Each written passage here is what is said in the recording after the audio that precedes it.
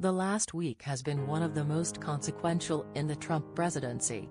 From foreign affairs to the economy, domestic policy to law enforcement, the volume of important developments has been even higher than the standard, already overwhelming flow of news during this administration. That includes the fractious G7 meeting in Canada, President Trump's summit in Singapore with Kim Jong-un, increasing attention to the separation of families at the southern border, consequential primary election results in Virginia and South Carolina, the release of a Justice Department Inspector General's report into the Hillary Clinton email investigation, and, finally, the jailing on Friday of one-time Trump campaign chairman Paul Manafort in special counsel Robert Mueller's probe. What unites these moments is that nearly every case shows fresh evidence of how Donald Trump has consolidated his grasp on the Republican Party. While not every Republican official or voter agrees with him on all or every case, these events show how dissenters are marginalized and Trump's vision reigns supreme. Take each of these episodes in order, beginning with the G7 and North Korea. The GOP spent the Barack Obama years protesting that the president was busy turning his back on America's allies. Remember the fracas when Obama dared to even relocate a bust of Winston Churchill? And naively conferring with America's nemesis, especially Iran. Obama was assailed as a traitor at worst and a bumbling fool at best for bowing to foreign dignitaries and even a robot. Some of these critiques are more valid than others, but regardless, nearly all of them apply to Trump this week. At the G7, he deepened a rift with top U.S. allies by refusing to budge on tariffs he's levied on them.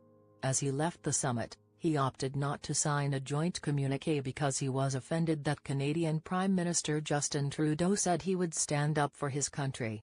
Trump then flew to Singapore, where he held a one-on-one summit with Kim with no serious preconditions, and beamed as they shook hands. To see how Republicans' tack has shifted, look no further than this old tweet from Trump's current Director of Strategic Communications, Mercedes Schlapp, mocking the idea that Obama might shake hands with Kim #Cuba #Obama shakes hand with dictator Raul Castro. Next shakes hands with MK dictator Kim Un-il? Mercedes Schlapp at Mercedes Schlapp March 21, 2016. Trump also saluted a North Korean officer and has repeatedly shrugged at North Korea's long record of human rights abuses. There are valid reasons for meeting with Kim this way, despite the propaganda boost that Kim receives from it, as my colleague Peter Beinart has written.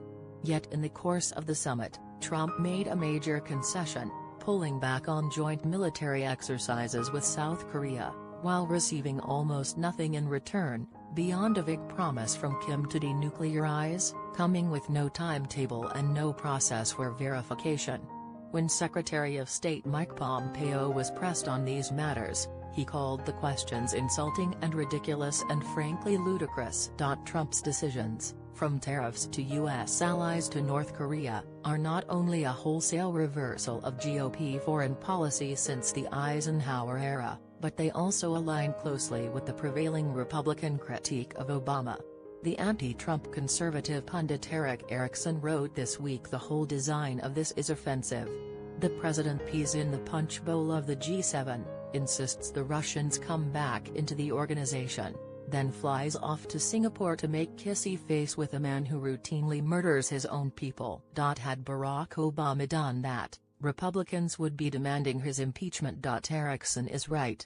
For the most part, however, Republicans have remained circumspect about Trump, praising the summit as a contribution to world peace, averting their eyes from Trump's kowtowing to Kim, and muting their criticism of the G7 blow-up and the protectionism that caused it. One rare exception is Bob Corker of Tennessee, the retiring U.S. Senator who veers between harsh critiques and high praise of Trump.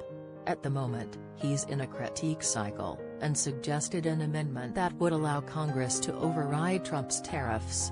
In doing so, he earned an angry outburst from Senator Lindsey Graham, who also runs hot and cold on Trump. On the domestic policy front, there's also been little serious pushback from congressional Republicans